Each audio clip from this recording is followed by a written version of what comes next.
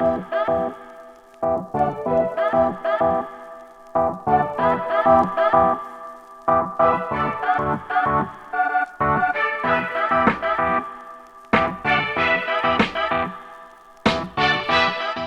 what's going on, everyone? My name is Bob with 1L and Back, and I'd like to welcome you into the contract series of our Beat the Bar course. It's not an area of law that I practice in or have any desire to practice in, but it is an area on the bar exam that I know you can do quite well in. And why do I know that?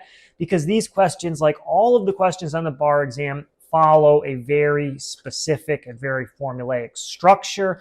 As long as we can recognize what issue they're testing us on and how they are testing us, we're going to recognize that only one of the answer choices can be correct. That's what this is all about. Yes, these can be tricky, confusing, a lot of dates, right? A lot of back and forth. These questions are long. And of course, we know who's writing letters about this stuff back and forth, right? That whole mailbox rule thing. Good news is we're going to cover all of that, break it down into really simple, digestible pieces. We memorize some specific definitions. We get really good at matching buzzwords, elements to particular terms. And then again, as long as we can recognize all of that, we're in really good shape. So let's get into this. And as always, I like to follow the outline that the bar examiners give us, because every single question, this is what's really cool about this, that question can fit into one of these categories and only one of them. Another way to say that, they're only testing one of these issues at a time.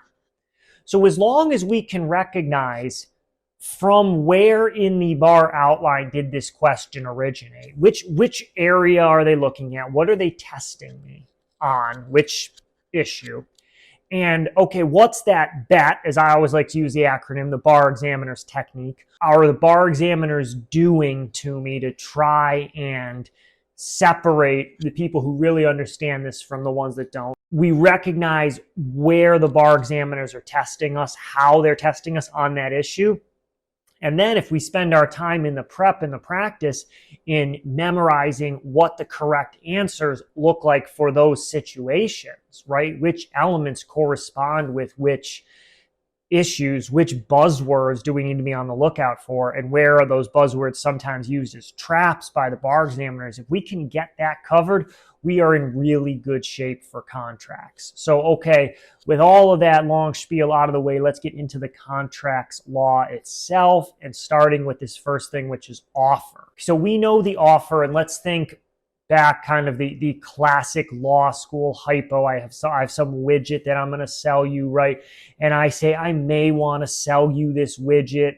A time may come where, like the beginning of The Godfather, where, I don't even remember the quote, but the idea is, I'm not doing it right now. I'm saying maybe sometime there will come a time when I'm going to maybe offer to sell you this at some price, right? Is that an offer? No, of course not. That's stupid. That's not an offer, right? What is an offer?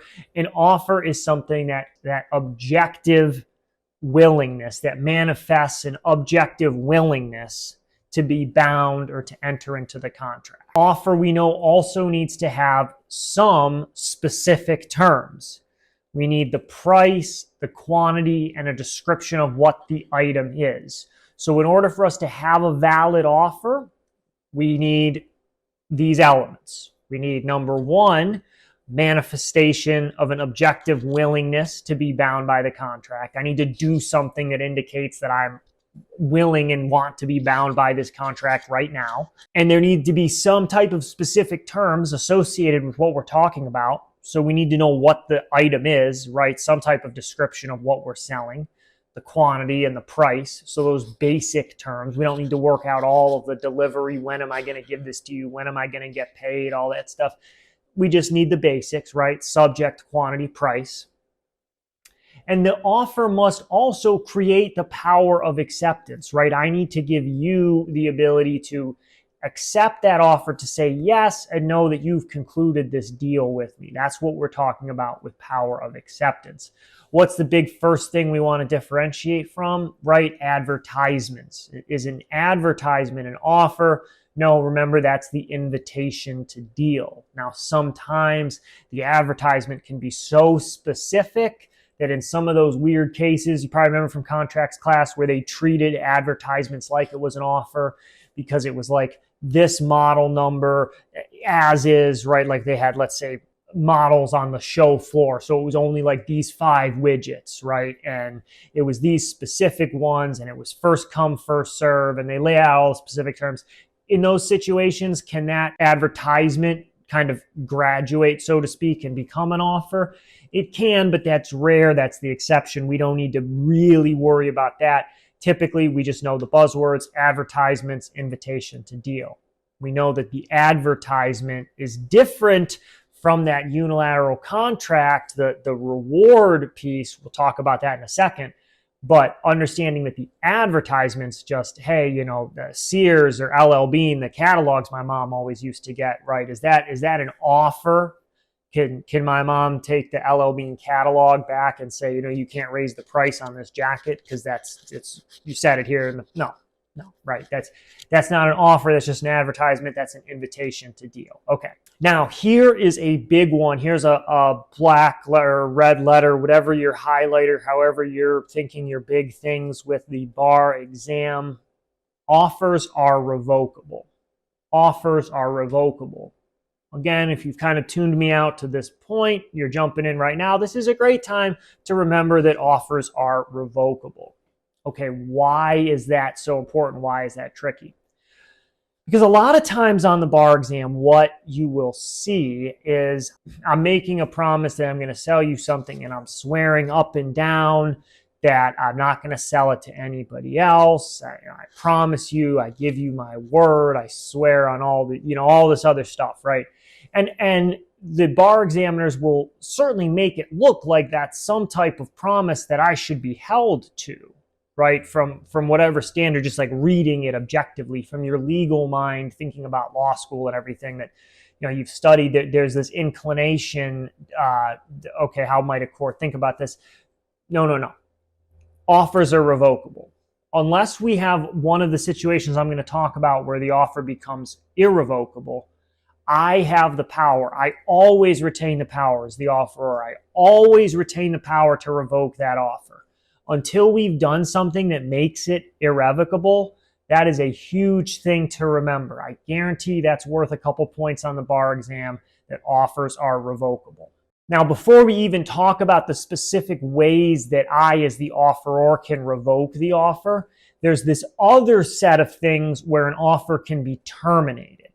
So, same thing, right? We're talking still about the offer, and we know to have a contract, let's think back to, whatever basic first day contracts class, offer, acceptance, consideration, right? We know that to make a contract, those are our 3 things that we need to have present. We need to have an offer, we need to have someone accept that offer, and there needs to be consideration. Those 3 things equal a contract. Now, we're still talking here about just the offer, and we said that offers are revocable. So I, as the offeror, I'm always going to retain that power unless I do one of the things we'll talk about in a second. I'm always going to retain the power to pull it back, right? Okay, but now we're going to talk about things that aren't necessarily in my control as the offeror, that I could influence them to an extent we'll talk about. But the idea is these are things that are going to terminate that offer. So our offer never actually gets over to the acceptance piece. We don't have a valid contract.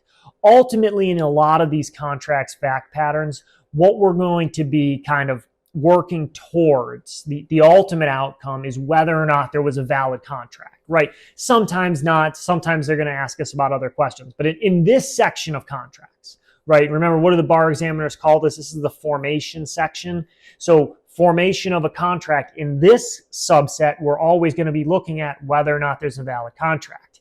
How do we know whether or not there's a valid contract? Well, we have to see if we had offer, acceptance, and consideration. Still kind of thinking about offer and where it fits into all of this. We're talking about now ways that the offer can be terminated. So the first one would be a rejection. So if I offer to sell you something and you reject, right, we remember that terminates the offer. If I offer to sell you the car for $1,000 and you say, well, hey, no, Bob, but I'll give you $500 for it, Is that acceptance? No, right? That counteroffer operates, remember, as a rejection of the first offer, and it creates a new offer. So even if you don't outright reject, even if you just don't say no, you just say, well, how about 500? Still the same thing, that offer is rejected. Once the offer is rejected, once it's terminated, can you ever go back and accept that offer? No. Once the offer is terminated, it's dead forever. The offer does not return.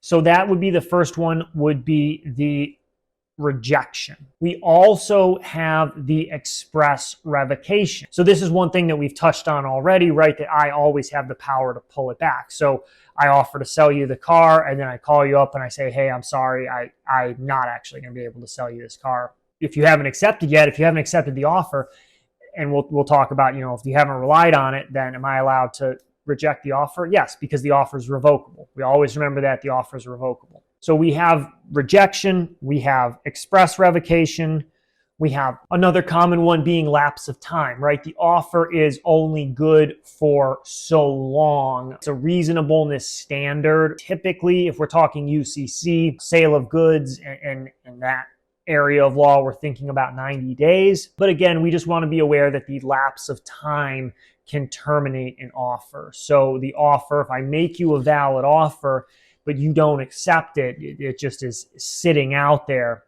after a reasonable period of time, typically 90 days, unless we're in a situation where that wouldn't be the reasonable period of time and it should have been longer.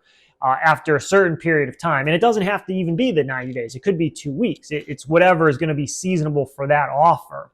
The point is that lapse of time could terminate an offer. Another one, death, is one to look out for. The idea is that if I make you an offer and then I die before you accept the offer, can you go and sue my estate for the specific performance to follow through on that transaction? No. So just look out for a situation, and this is the only time this would apply, right? If I, as the offeror, die before you accept the offer. In that one narrow situation, okay, you're looking at people dying on the MB, you see one guy or girl, right? Or you see some person who dies. Were they the offeror, and did they die before the other person accepted? Okay, yeah, then in that case, their death is important because it's going to knock out the offer. We no longer can have a valid contract. The most common way this is tested, and this is one that I want to spend just an extra minute or two on, is the idea of indirect revocation.